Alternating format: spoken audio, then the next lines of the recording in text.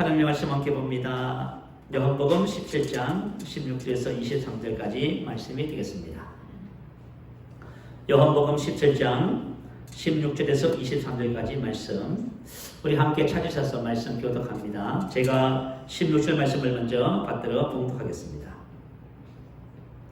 내가 세상에 속하지 아니함 같이 그들도 세상에 속하지 아니하였사옵나이다.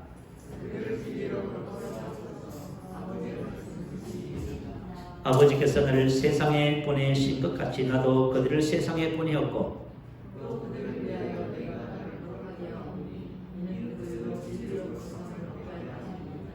내가 비옵는 것은 이 사람들만 이함이 아니요 또 그들의 말로 말미암아 나를 믿는 사람들도 이함이니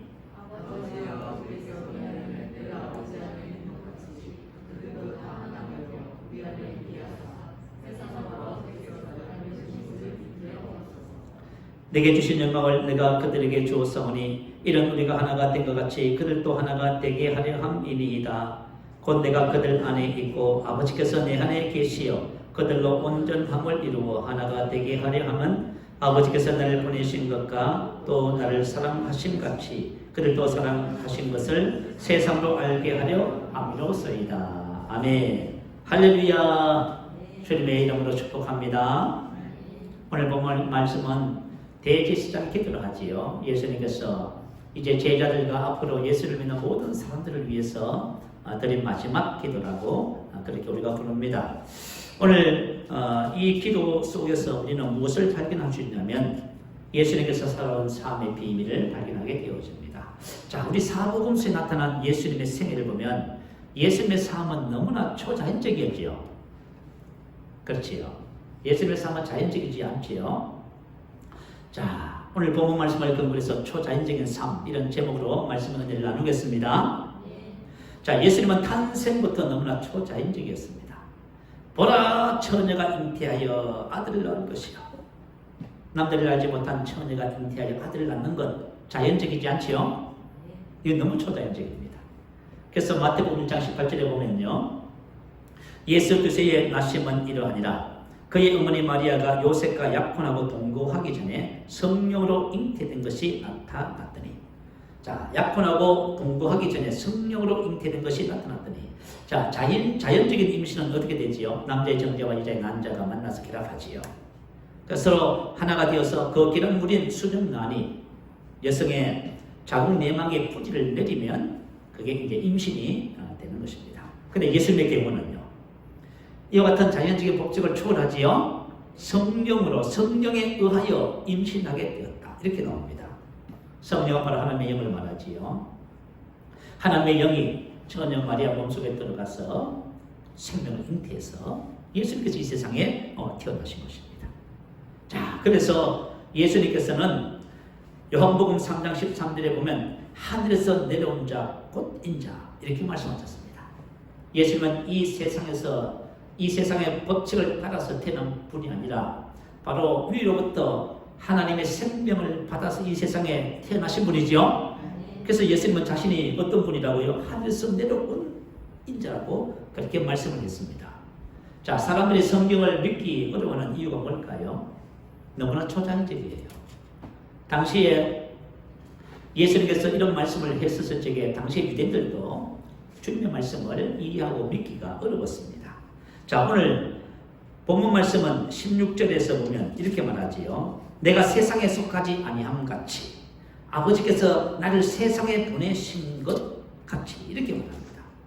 자, 예수님은 자신이 스스로 하늘에서 오신 분이라고 하는 것을 말씀하고 계시지요.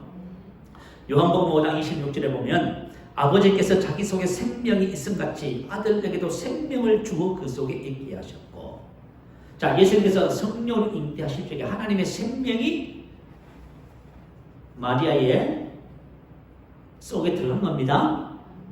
그래서 예수님은 이 땅에 누구의 생명을 가지고 태어나셨다고 하지요? 그래요. 성령에 의해서 인간의 생명이 아닌 하나님의 생명을 가지고 태어났답니다.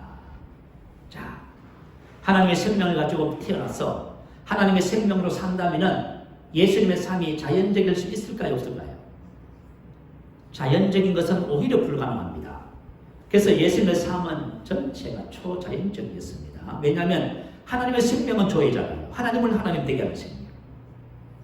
그래서 예수님께서 보여주신 모든 삶은 바로 초자연적인 삶이었습니다. 자, 그 첫 번째 삶이 바로 사랑의 삶이었지요. 요한복음 13장 34절에 보면 새 계명을 너희에게 주노니 서로 사랑하라. 내가 너희를 사랑한 것 같이 너희도 사랑하라. 여기서만 사랑하라, 사랑하라, 사랑하라. 아가파오. 이것은 뭐냐면 바로 하나님의 사랑을 의미해요. 아가페를 말하지요. 여러분, 저와 여러분이 만약에 하나님의 사랑을 한다면 어떻게 해서 하나님의 사랑을 할 수 있어요? 여러분도 하나님의 생명을 가지고 있어서 가능해요. 그래서 이 사랑은 하나님의 생명을 가진 자만이 할 수 있는 사랑입니다. 참 놀랐지요. 내가 너희를 사랑한 것 같이. 자, 예수님께서 제자들을 사랑하셨습니다. 예수님께서 제자들에게 보여주신 사랑은요, 한결같은 사랑인 거예요. 결국은 제자들을 위해서 대신 죽어주시는 그런 사랑이셨지요. 여러분, 이 세상에도 자연적인 사랑이 있어요. 이것은 인간의 생명 안에서 할 수 있는 사랑이지요. 그 첫 번째 사랑을 에로스라 합니다. 가슴 뛰지요. 우리 젊은 남녀가 만나서 가슴 뛰는 사랑을 한다고 합니다. 어떤 주례 목사님께서 매년마다 수백 쌍을 주례를 쓰신다고 해요. 근데 이 목사님은 주례를 하기 전에 반드시 묻는 거 정했어요. 두 분에게 묻습니다. 신랑에게, 신부에게. 왜 결혼하려고 하십니까? 왜 결혼하려고 하십니까? 자, 그러면 무슨 대답을 할까요? 사랑하기 때문에. 맞아요. 사랑하기 때문에 결혼을 결정을 하게 된 것이겠지요. 그렇지만 남녀 간의 사랑에는 이 사랑의 호르몬이 뇌에 작용을 한답니다. 그래서 열정을 일으키고요. 행복감에 적게 만든다고 해요. 노르에피네프린은 아드레날린 생성을 촉진합니다. 그래서 그죠? 가슴을 심장을 뛰게 만들고요. 엔돌핀은 즐거움과 기쁨의 느낌을 가져다 준답니다. 근데 보통 남녀가 만나서 이런 감동을 느낄 때 어떤 생각을 해요? 아, 우리의 사랑은 영원할 거야. 이렇게 생각해요. 그렇지 않아요. 이 사랑의 호르몬에 대개 수명이 1년 반에서 2년 정도. 그걸 길게 가면 3년 정도 간다고 해요. 자, 그러면 이 사랑의 호르몬이 고갈되면요. 그때부터 금태기가 딱 들어오는 거예요. 자, 그래서 에로스 사랑에 한계가 있다는 것이지요. 이 에로스 사랑으로서는 우리 사람에게 찾아오는 근태기라든가 부부간의 갈등을 극복할 수가 없어요. 그죠? 참 문제지요. 그렇지만 하나님의 자녀인 저와 여러분은 하나님의 생명을 가지고 에로스 사랑의 본성을 갖고 있습니다. 그래서 저와 여러분이 에로스 사랑에 그죠? 젖어들기보다는 하나님께서 주신 본성인 아가페 사랑으로 사랑해야만 합니다. 그럴 때 온전한 사랑 안에 두 사람이 딱 거하게 되는 거예요. 혹시 이것을 발견하면은 두 분의 사랑은 변함없는 사랑이 돼요. 근태기 다 극복할 수 있어요. 자, 두 번째 사랑은 스톨로기라입니다. 이것은 부모 자식 사이에 피로 얽힌 사랑이지요. 이것은 가장 확실하고 가장 믿을 수 있는 부모의 사랑이에요. 가장 순수하고 이기적인 욕망을 벗어난 사랑은 부모님, 자식 사랑밖에 없지요, 사실은. 그죠? 자, 그래서 어머니 사랑이 인간의 본성에 의한 사랑 중에서 최고의 사랑이라고 말을 합니다. 그러면 오늘날 언론을 통해서 전해오는 소식은 어때요? 옛날같이 않게 부모님의 사랑도 자녀에 대한 사랑이 마시고 가는 것을 볼 수 있게 되어져요. 세 번째 사랑은 필리아입니다. 친구 간의 우정 혹은 사랑을 의미해요. 모든 종류의 사랑을 여기다가 포함시킬 수 있겠습니다. 그렇지만 인간의 생명의 본성에서 나오는 사랑은 한계를 갖고 있습니다. 왜 그럴까요? 인간의 생명의 본성의 뿌리가 뭐예요? 육신이잖아요, 여러분. 나는 육신에 속하여 뭐에 팔렸어요? 여러분, 이거 발견하지 못하면 여러분 절망하는 거예요. 자, 사람은 육신에 속하여 죄 아래 팔렸습니다. 내 속에 거는 죄입니다. 여러분, 근본 뿌리가 이기주의고 욕심이에요. 죄예요, 여러분. 그러니까 우리 인간의 사랑은 항상 불안한 거예요. 불안정하고요. 그리고 비거로 끝날 가능성이 너무나 많고요. 그러나 아가페 사랑은 다릅니다. 아가페 사랑은 이웃에게 악을 행치 않고요. 상대방의 행복을 위해서 나를 희생할 줄 아는 사랑을 말해요. 그래서 예수님께서 그 사랑을 보여주셨잖아요.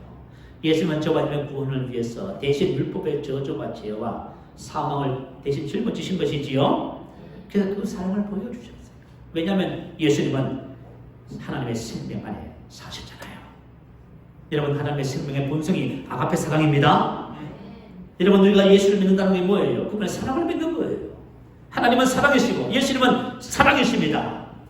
영생을 가진 저와 여러분도 뭐예요? 사랑이죠. 여러분이 이걸 발견하지 못하면 여러분 인생의 삶이 갈팡질팡하게 돼 있어요. 자, 두 번째, 예수님께서 보여주신 삶은 빛의 삶이었지요. 요한복음 8장 12절에 보면 나는 세상의 빛이니 나를 따르는 자는 어둠에 다니지 아니하고 생명의 빛을 얻으리라. 생명의 빛, 다시 말하면 영생, 하나님의 생명은 바로 빛입니다. 인간의 본성이 뭐예요? 어둠이라고 기록하지요. 여러분, 오늘날 세상의 어두운 것은 왜 어두워요? 어둠의 본성을 가진 어둠의 사람들이 모여서 살잖아요. 정치도 어둡고 세상도 어둡고 우리 모든 삶이 어둡습니다. 그것은 뭐냐면 어둠을 가진 사람들이 모여서 살아서 그런 것이에요. 자, 마태복음 4장 16절에 보면 마태는 예수님을 이렇게 표현했지요. 흑암에 앉은 백성이 큰 빛을 받고 사망의 땅과 그늘에 앉은 자들에게 빛이 비추었더라. 흑암에 앉은, 사망의 땅과 그늘에 앉았다는 것은 뭐냐면 모든 사람들의 계속적으로 거주하며 사는 삶의 모습을 말해요. 이 세상 사람들이 계속적으로 거주하면서 사는 삶의 모습이 뭘까요? 그건 어둠이다 그 말이에요. 흑암에 앉은, 사망의 땅과 그늘에 앉았다 그 말이에요. 이 어둠에 앉은 자들에게 뭐가 비쳤어요? 빛이 비쳤지요.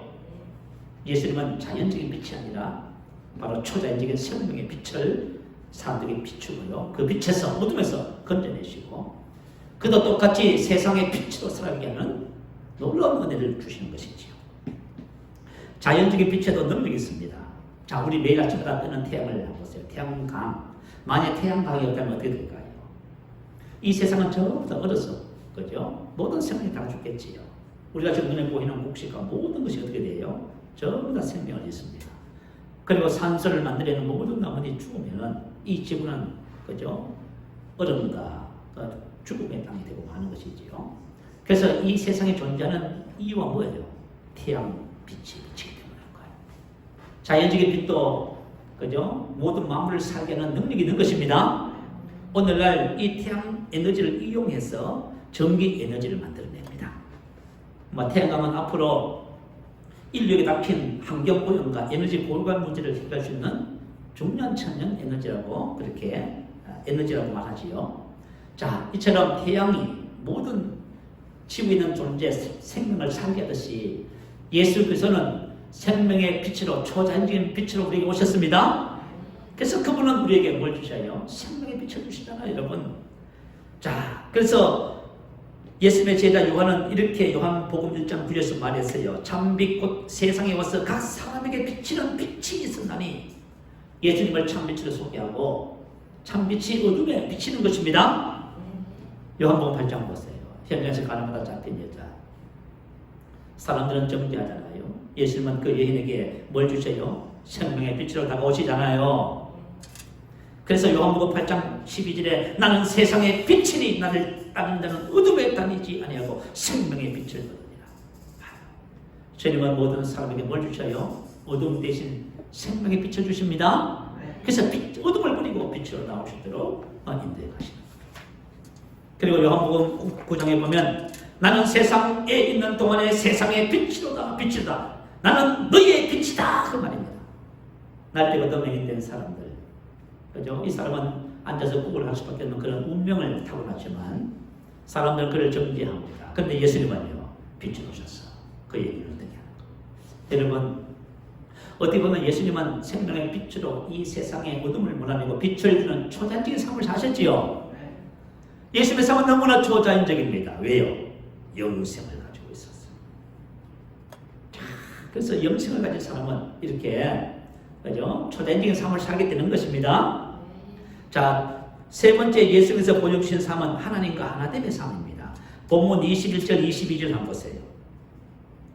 본문 21절, 22절에 보면 신비로운 연합을 이야기해요. 아버지께서 내 안에, 내가 아버지 안에 있는 것 같이, 이는 우리가 하나가 된 것 같이. 지금 하나님 아버지께서 어디 계신다고요? 예수님 안에 계시지요.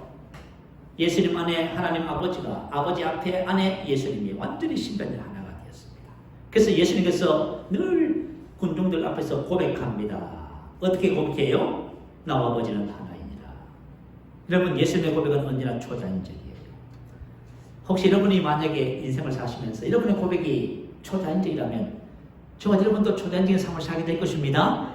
근데 가만히 보면 우리의 고백은 너무나 자연적이에요. 근데 예수님의 고백은 초자연적이에요. 여러분. 나와 아버지는 하나이니라. 자, 나와 아버지는 하나이니라. 아들이 아버지께서 하시는 일을 보지 않고는 아무것도 할 수 없나니 아버지께서 행하시는 것을 아들도 그와 같이 행하느니라. 아버지께서 아들을 사랑하사 자기가 행하시는 것을 다 아들에게 보이시고 하나님께서 예수님 안에 계신 아버지께서 예수님께서 해야 할 일을 다 보이시고 그래서 예수님은 보고 했다 그 말이죠. 하나님께서 너희 초자연적인 삶. 그랬더니 유대인들이 예수님 하신 말씀을 이해하고 믿어요? 못 믿습니다. 돌을 들어 치려했습니다. 여러분 이런 거예요. 저와 여러분 예수를 믿잖아요. 우리 주님 우리 안에 하나님과 계시지요. 하나님의 삶을 모르면요. 우리도 참 모르도다. 저 무슨 말 하는 거야? 이렇게 해요. 자, 그래서 유대인들이 예수님께서 하시는 초자연적인 고백을 이해할 수가 없습니다. 그래서 돌을 들어서 치동했어요. 그때 주님께서 요한복음 10장 32절에 내가 아버지로 말미암아 여러 가지 선한 일을 너희에게 보였거늘 어떤 일로 나를 치렀느냐. 선한 일, 칼로서 선한 좋은 아름다운 고상한 탁월한 강력한 초자연적인 일들입니다. 자, 사복음서에 나타난 예수님의 모든 사역들은 바로 하나님과 하나됨에서 나온 사역들이었습니다. 그래서 예수님은 너무나 초자연적이셨어요. 예수님의 삶이 초자연적일 수밖에 없는 이유가 뭐예요? 초자연적인 하나님께서 그 안에 계셔서 그 일을 하셨기 때문에 그렇지요. 자, 지금 오늘 저와 여러분이 나누고자 하는 말씀은 예수님의 이야기가 아닙니다. 오늘 저와 여러분의 이야기를 나누고자 합니다. 그럼 저와 여러분은 어떻습니까? 예수님께서 생명을 가지고 하나님과 하나 되어서 이 땅에서 초자연적인 삶을 사셨대요. 저와 여러분은 어떻게 할 겁니까? 이제 우리에게 던진 질문이에요.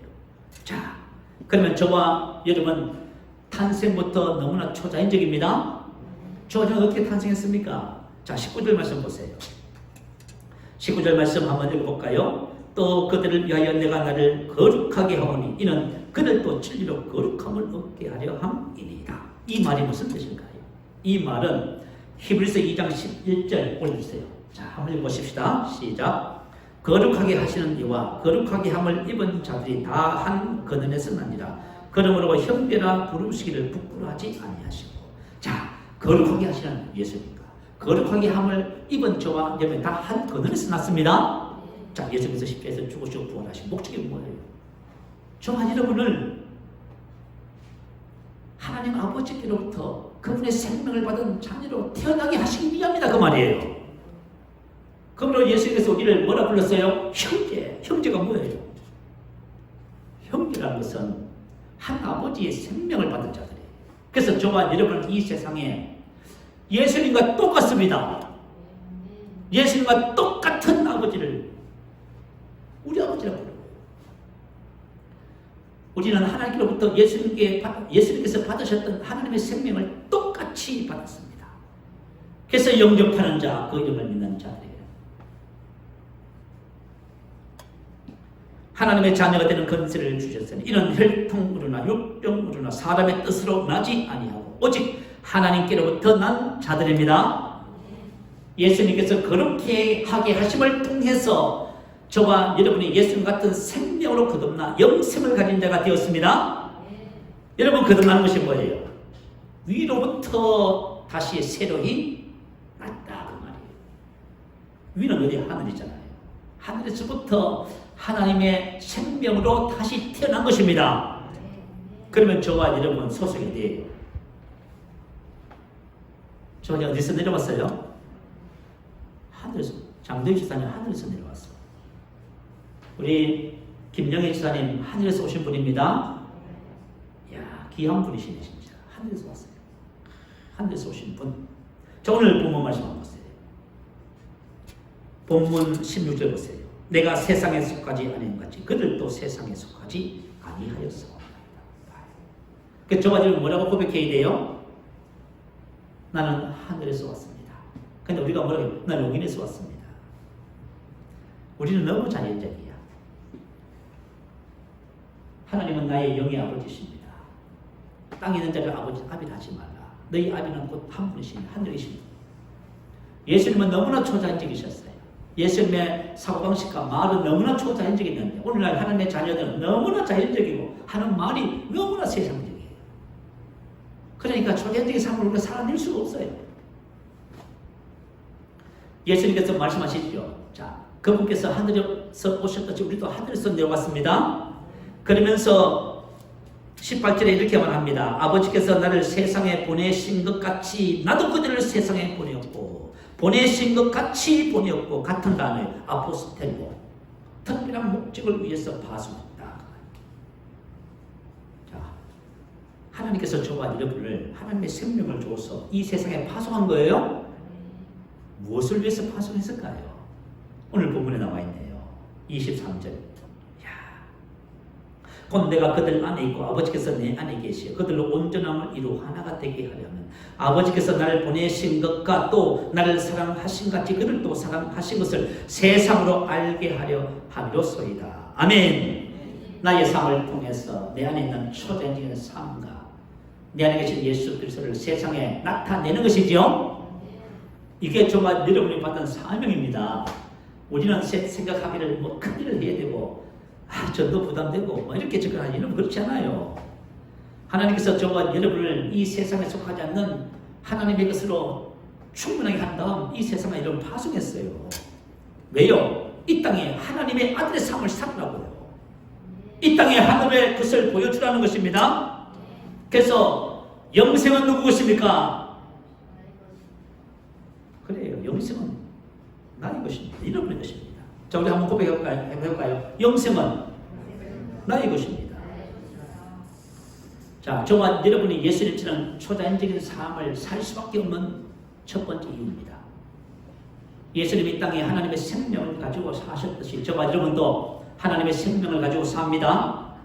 그리스도인들이 이 땅에서 초자연적인 삶을 살 수밖에 없는 첫 번째 이유예요. 근데 만약에 이와 같은 삶을 살지 못하는 것은요, 영생의 삶을 알지 못해서 그래요. 혹시 여러분들이 세상을 살면서 그죠? 세상 사람들과 사는 삶의 모습이 비슷하다. 그러면 여러분이 지금 여러분 안에 생명이 있는데 여러분 생명을 못 풀어내는 거예요. 왜냐하면 생명의 있음을 몰라서 그렇죠.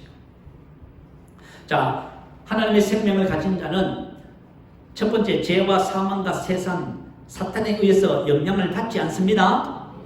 자, 로마서 8장 1절 2절 이 말씀 다 한번 찾아보십시다. 로마서 8장 1절 2절입니다.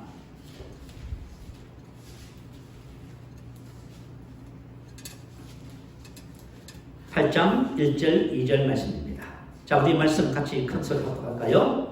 그러므로 이제 그리스도 예수 안에 있는 자에게는 결코 정죄함이 없나니 이런 그리스도 예수 안에 있는 생명의 성령의 법이 죄와 사망의 법에서 그를 해방하였습니다. 자, 예수 안에 있는 생명의 성령, 조의 생명, 하나님의 생명을 가진 자는 결코 뭐가 없어요? 정죄함이 없습니다.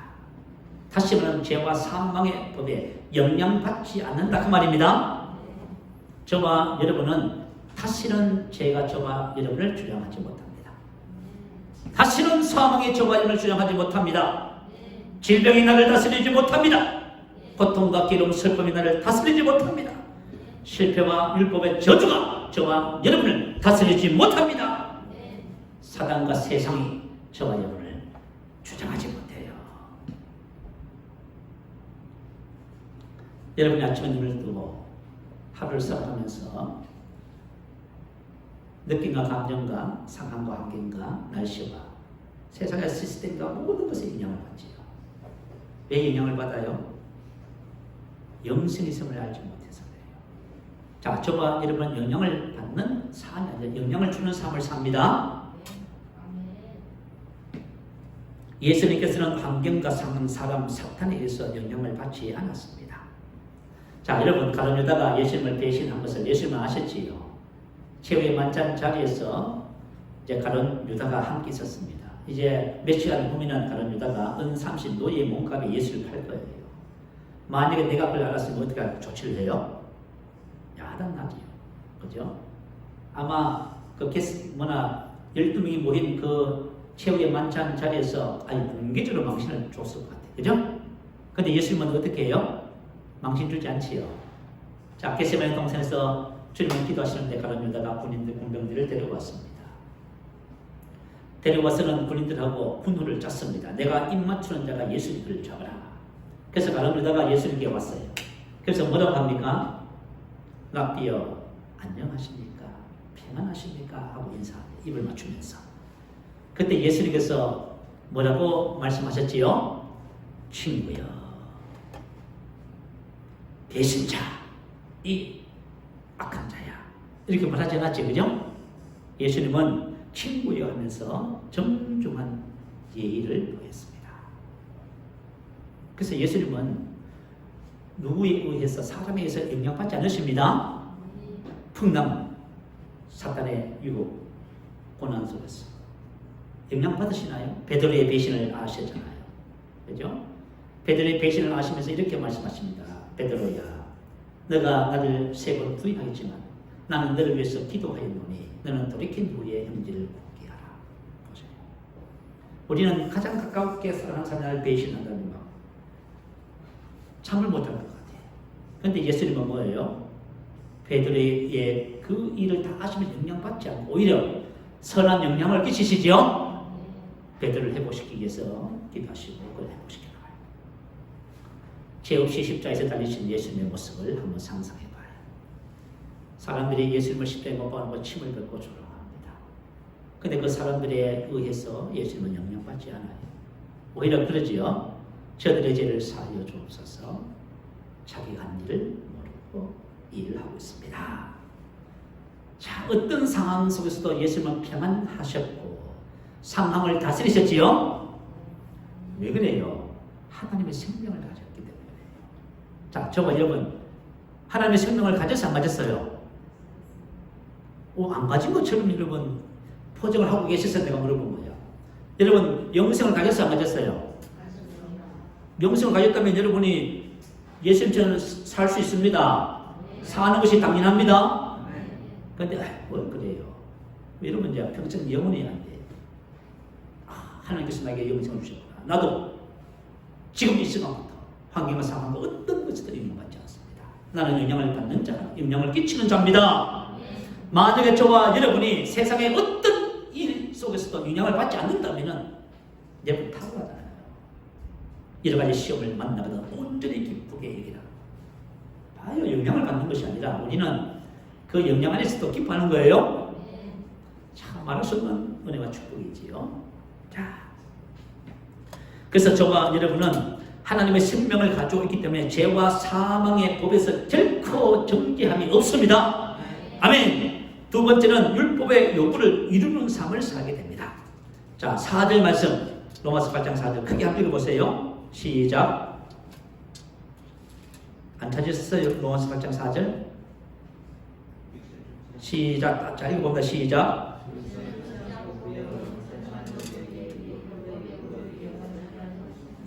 그 영을 따라 행하는 우리에게 생명을 따라서 사는 사람. 자, 저번 영에 하나님이 주신 생명을 따라서 살면 어떤 일이 벌어진다고요?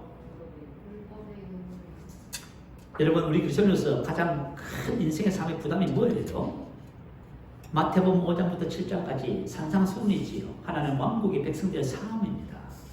빛과 소금의 삶, 하늘에 계신 너희 아버지의 온전하심과 같이 너희도 온전한 사람의 삶을 살라. 이렇게 말씀하셨어요. 이와 같은 삶을 어떻게 살아낼 거예요? 그죠? 그래서 모든 그리스도인들이 이렇게 말합니다.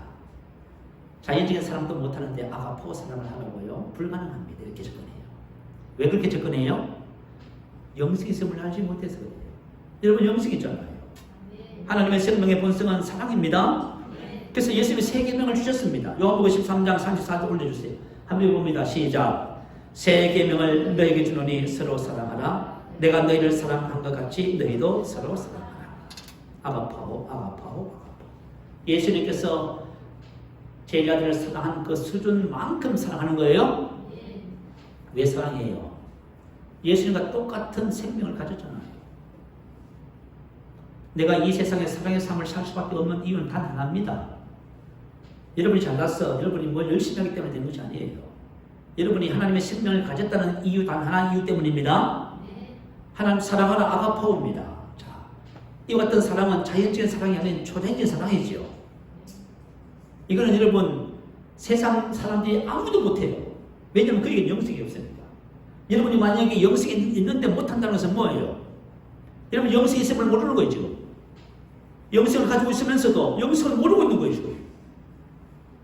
그래서 여러분들이 우리가 인생의 삶을 살면서요, 왜 이 땅에 사랑을 나타내지 못할까요? 그럼 바로 이유가 거기 있어요.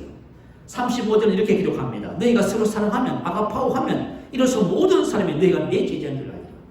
여러분 세상의 교회를 보면서 우리가 아가파오를 하잖아요. 그러면 세상이 전부 다 저와 여러분을 보고 뭐라고 불러요?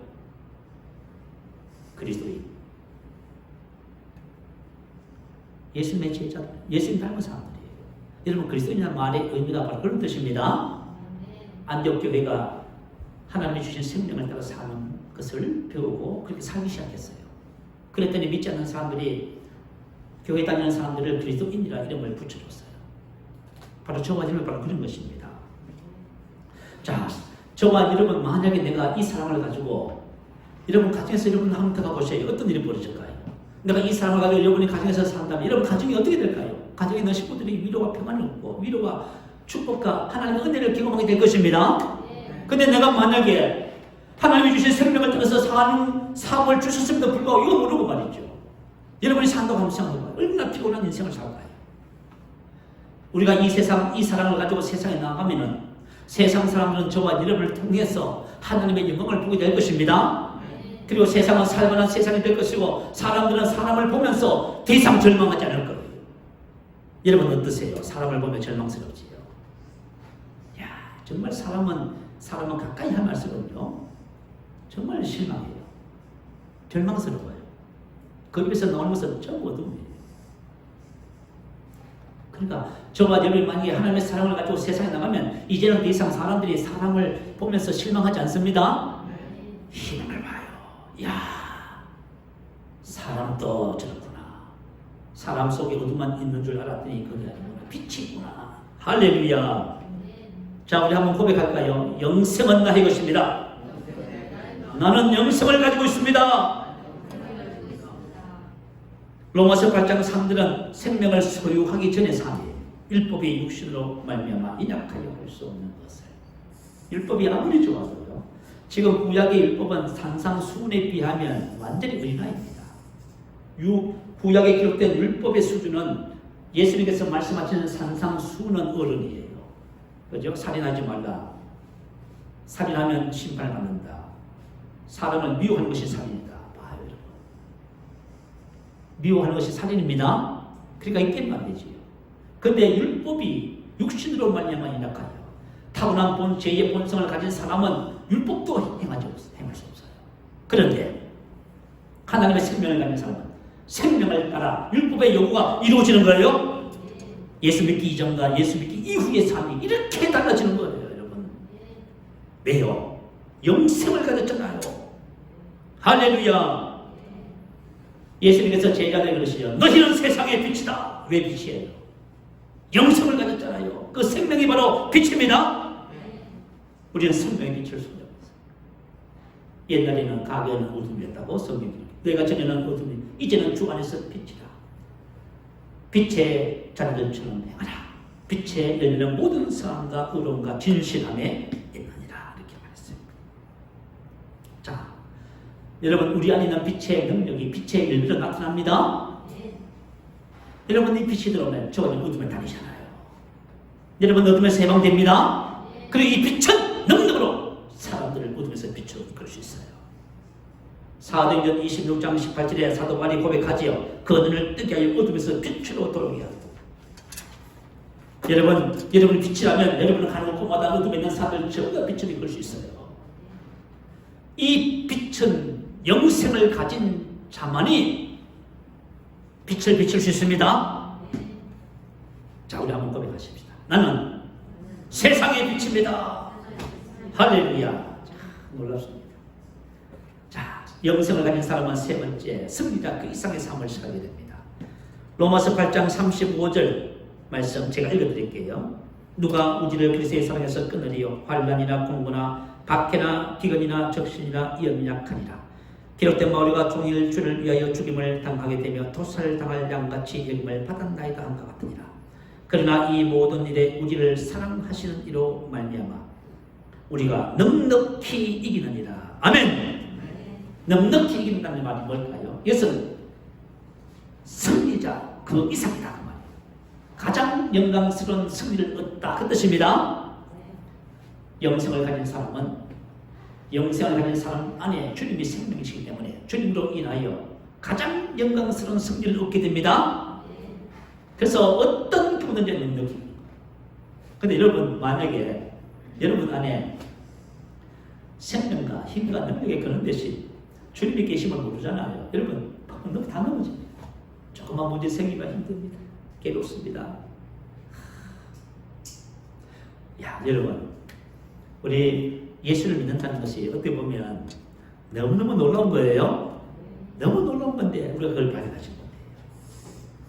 그래서 사람들이 보기에요. 야, 예수 믿는 너나 나나 무슨 차이가 있어? 똑같은데 너 똑같은 말 하지 나도 똑같은 말 하지. 그러니까 구별이 안 되는 거예요. 그러니까 이게 말이죠. 우리 그리스도인들이 세상 속에서 아무런 주신 사명을 따라 그분의 뜻을 이룰 수가 없는 그런 상태가 되어버렸어요. 자, 그렇지만 저와 여러분 안에 계신 이는 세상의 그 어떤 이보다 크십니다. 그래서 저와 여러분이 사단과 세상을 문제를 아주 그냥 어떻게 해요? 무시할 수 있어요. 자, 여러분 구약시대 때도 다윗이 뭐라 했어요? 나의 힘이 되신 여호와여 주님과 함께 사는 삶을 터득했어요. 그래서 뭐라고 해요? 골리앗 앞에서요 골리앗을 딱 무시해버리잖아요. 모든 사람이 골리앗을 보면서 너무 무서워서 도망갔는데 다윗은 골리앗을 딱 무시해버리네. 어떻게 무시했어요? 저 할례 받지 못한 사람 딱 무시해버려요. 하나님의 사시는 군대를 모욕하다니. 할렐루야. 여러분이 어떤 문제를 무시할 수 있다면 여러분은 밥이라고 생각한다면 여러분은 하나님의 힘으로 사는 자예요. 놀라운 사람이죠. 이 사람을 그리스도인이라고 부르는 거예요. 예수 믿는 사람. 자, 참 저와 여러분 바로 그런 사람입니다. 자, 그렇다면 우리가 어떻게 영생으로 살 수 있을까요? 자, 저와 여러분 생명을 가지고 있는데 생명 없는 분 손 들어봐. 오늘 예배 드리면서 생명을 안 가지고 계신 분 그러면 구원받지 못했네요. 나에게 생명이 없으면 여러분 구원받지 못했습니다. 내 안에 예수님이 계시면 생명을 가진 거예요. 나는 오늘 목사님 설교를 들어보니까 참 와닿지 않습니다. 그 무슨 말이냐면 여러분 구원을 한번 생각해 봐야 돼요. 내 구원받았나? 만약에 저와 예수님을 주님으로 고백했다면 구원받았습니다. 그 여러분 영생을 가지고 있어요. 그렇다면은 그러면 내가 주신 이 생명을 어떻게 살아낼 수 있는가가 가장 중요하잖아요. 자, 로마서 8장 5절 6절입니다. 우리 한번 큰 소리로 함께 봅니다. 시작. 육신을 따르는 자는 육신의 일을, 영을 따르는 자는 영의 일을 생각하니 육신의 생각은 사망이요 영의 생각은 생명과 평안입니다. 영의 생각은 생명과 평안이라고 나와 있지요. 영의 프로네마 사고방식은 생명과 평안이다. 자, 영의 사고방식을 가지면은 생명과 평안은 뭐예요? 생명은 조예, 평안은 에이렘. 저와 여러분이 영의 사고방식을 가지면은 생명이 나타난다 그 말입니다. 할렐루야. 너무 간단했어요. 싱겁네, 그죠? 몰랐을 때는요, 이게 너무 어려워지요. 도대체 이게 풀리지가 않아. 도대체 뭐 생명을 주셨다는데 생명을 어떻게 살아내는 거예요? 간단하네요. 저와 여러분이 우리의 사고방식이 영생의 사고방식을 가지면은 우리 안에 있는 생명이 풀어져 나오는 거예요. 기록했네요. 영을 따르는 자는 영의 그것을 생각하나니. 여러분 영이잖아요. 영생을 가졌잖아요. 영생을 가진 사람은 영의 그것을 계속 생각하고 말하고 묵상합니다. 그러면 여러분 영의 사고방식을 가집니다. 영의 사고방식을 가지면은 저와 여러분 안에 있는 생명과 평안이 나타나는 거예요. 자, 제가 살아가면서요 매 순간순간마다 무엇을 선언하냐면 나는 영생을 가졌습니다. 제가 인생을 살아보니까요 자, 영의 사고방식을 가진다는 말에 이 신앙 훈련을 통해서 무슨 뜻인지 이해가 돼요. 자, 영의 사고방식을 가진다는 말은 무슨 뜻이냐면 우리의 생각하는 방식이 말씀의 사고와 방식이 바뀐 거예요. 어떤 사건 순간순간 매 순간마다 그죠? 우리가 반응을 해요. 여러분 매 순간마다 어떤 일 속에서 우리가 반응을 할 적에 어떻게 반응하는지 아세요? 느낀 감정으로 반응해요. 맞아 틀려요? 어떤 일이 생기면 여러분 느낌과 감정으로 반응하잖아요. 근데 생명으로 반응하지 않아요. 왜요? 영의 사고방식이 안 맞아서 그래요. 그래서 제가 훈련해요. 어떻게 훈련해요? 어떤 상황 속에서 문제 속에서 어떤 것 속에서도 난 영생을 가졌습니다. 그 상황과 문제 속에서 영을 풀어내기 위해서 영을 묵상하고 선언합니다. 그러면 느낌과 감정에 영향을 받지 않게 돼요. 신기해요, 여러분. 그래서 여러분들이 우리가 그죠? 영의 사고방식을 갖는 원리를 알고 그것을 훈련할 수만 있다면 저와 여러분은 하나님의 생명으로 기능하는 삶을 살게 되어집니다. 오늘 본문 말씀이 한겨울에 로마서 8장 5절 6절 말씀 그걸 말해주고 있네요. 육신을 따르는 자는 육신의 그것을, 영을 따르는 자는 영의 것을 생각하나니 마음에 몰두한다, 생각한다, 하고 싶다 그 말이에요. 그러면 영의 그것을 내가 영수 있음을 계속 말하고 풀어내고 영수 있음을 매 순간마다 인식하고 선언하고 풀어낼 적에 저와 여러분이 영의 사고방식을 가지면은 우리 속에 있는 뭐가 풀어져 나와요? 저의 생명이 풀어져 나온다 그 말이지요. 예수님의 사고방식과 말은 너무나 초자연적이었어요. 그런데 우리의 사고방식과 말은요 너무나 자연적이에요. 제가 며칠 전에 모교회 제주 세미나를 갔어요. 그래서 우리 장로님들하고 권사님들 이렇게 얘기를 하면서 제가 발견한 것은 뭐냐면 너무나 자연적이에요. 생각하고 말하는 것이 너무나 뭐예요? 너무나 자연적이에요. 야, 놀랐습니다. 야, 우리 그리스도인들이 이렇구나. 초자연적인 생명을 주고 초자연적인 사고방식을 가지고 초자연적인 말을 해야 되는데 그래야 이 생명 안에서 사는데 벌써 하며 생각하는 방식과 말이 너무나 자연적이에요. 놀랐습니다, 여러분. 그러면 어떻게 돼요? 초자연적인 영생을 하나님의 생명을 못 풀어요. 저와 여러분이 노력해서 되는 것도 아니고 하나님의 생명은 이미 가졌습니다. 우리는 이미 사랑의 사람이고 이미 빛이에요. 저와 여러분이 영의 사고방식을 가지면 생명과 편에 풀어진다고 하잖아요. 저와 여러분이 영생을 이미 가졌기 때문에 저와 여러분이 예수님처럼 초자연적인 삶을 사는 것입니다. 초자연적인 삶은 로마서 8장 6절이에요. 육신의 생각은 사망이에요. 보세요. 혹시 저와 여러분이 너무나 자연적인 생각과 말을 하고 사시면 여러분 사망이에요. 그러나 여러분이 정말 하나님의 말씀으로 인해서 변화된 생각과 변화된 입술의 고백을 가지고 사신다면 여러분은 생명과 평안을 풀어낼 것입니다. 우리는 이것을 하면서 계속 전진하고 있습니다. 두 번째는 하나됨의 삶입니다. 자, 저와 여러분이 초자연적인 삶을 살 수밖에 없는 두 번째 이유입니다. 예수님과 같은 동일한 삶을 저와 여러분에게 주셨습니다. 자, 우리 본문 21절 23절 한번 또 다시 가보십시다. 제가 읽어드립니다. 같이 한번 읽어볼까요? 아버지여, 아버지께서 내 안에 내가 아버지 안에 있는 것 같이 그들도 다 하나가 되어 우리 안에 있게 하사 세상으로 아버지께서 나를 보내신 것을 믿게 하옵소서. 내게 주신 영광을 내가 그들에게 주었사오니 이는 우리가 하나가 된 것 같이 그들도 하나가 되게 하려 함이니이다. 곧 내가 그들 안에 있고 아버지께서 내 안에 계시어 그들로 온전함을 이루고 하나가 되게 하려 함은 아버지께서 나를 보내신 것과 또 나를 사랑하신 같이 그를 또 사랑하신 것을 세상으로 알게 하려 함이로소이다. 아멘. 자, 예수님은 아버지와 하나가 되어서 아버지로 인하여 사신다고 계속 고백했습니다. 여러분 이렇게 고백하고 계시다면 여러분은 당연합니다. 예수님은 나는 하나입니다. 나는 예수님으로 인하여 삽니다. 그래서 내가 지금 하고 하는 말이나 모든 것은 내가 하는 것이 아니라 안에 계신 예수님으로 합니다. 그러니까 여러분의 삶은 초자연적이에요. 아버지께서 나를 사랑하사 아버지께서 하신 일을 나에게 다 보이셨고 난 그것을 보고 지금 말하고 이렇게 하고 있습니다. 이게 바로 초자연적인 삶. 근데 이와 같은 똑같은 삶을 우리에게 어떻게 하셨다고요? 주셨다 하지요? 예수님이 아닌 내가 예수님 안에 계십니다.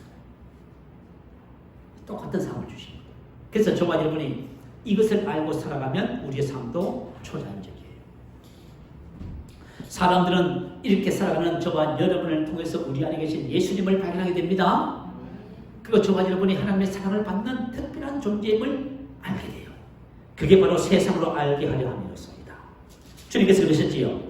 내가 세상에 속하지 아니한같이 그들도 세상에 속하지 아니하였습니다. 아버지께서 나를 세상에 보내신 같이 나도 그들을 세상에 보내었고, 그만 그들이 세상에서 뭘 하라는 거예요. 세상 사람들이 그들을 보고 나를 믿게 하고 아버지의 사랑을 알게 하는 거예요. 그게 저와 여러분이 이 땅에 존재하는 이유입니다. 여러분, 저와 여러분이 이 땅에 존재하는 이유가 바로 여기 있어요. 여러분, 놀랍지 않습니까? 너무너무 놀라워요. 자, 여러분, 우리 구약시대 때 믿음의 선배들 한번 살펴봐요. 아브라함이 어떻게 살았습니까? 아브라함이 신앙의 여정 안에서 마침내 그는 하나님을 사는 삶이 되지요. 그래서 왕들이, 사람들이 그를 보면서 뭐라 했어요? 하나님이 너와 함께 하시도다. 너는 하나님의 사랑을 받는 자다. 이삭을 보면서 뭐라 했어요? 하나님이 너와 함께 하시도다. 너는 하나님의 사랑을 받는 자다. 이제는 세상 사람들이 저와 여러분을 보면서 뭐라고 말을 해요? 주님이 너와 함께 하시는구나. 너는 하나님의 사랑을 받는구나. 나도 너처럼 되고 싶어. 이게 저와 여러분 이 세상에 존재하는 이유입니다. 자, 그렇다면 하나님의 삶을 사는 비결은 뭘까요? 어떻게 하면 이와 같은 삶을 살게 될까요? 요한복음 15장 4절에 비결이 있어요. 내 안에 거하라 나도 너희 안에 거하리라. 내 안에 거하라 나도 너희 안에 거하리라. 내 안에 거하라 나도 너희 안에 거하리라. 내 안에 거하라 나도 너희 안에 거하리라. 가지가 포도나무에 붙어 있지 아니하면 스스로 열매를 맺을 수 없음 같이 너희도 내 안에 있지 아니하면 내 안에 거하라. 내 안에 거하면, 자, 여러분 이거예요. 내 안에 거하라 매너 머무르다 살다. 너가 내 안에 살다. 이제부터 주님이 너 안에 계셔. 이제부터 너가 그것을 알고 내 안에 살면 나도 너 안에 살 거예요. 할렐루야. 이 주님이 사실 거예요. 내 안에 거하라. 나도 너희 안에 거하라. 그럴 때 주님은 포도나무가 되고 너는 가지가 되어서 이제 포도나무로 말미암아 초자연적인 열매를 맺습니다. 지금까지 맺었던 그런 쓸모없는 열매 말고요. 주님께서 공급하시는 그 열매요. 내 안에 거하라 나도 너희 안에 거하리라. 하나님의 실제적인 삶의 원리입니다. 자, 그렇다면 내 안에 거하라 나도 너희 안에 거하라. 이게 무슨 말인가요? 좀 더 구체적으로 알 수는 없을까요? 알 수 있어요.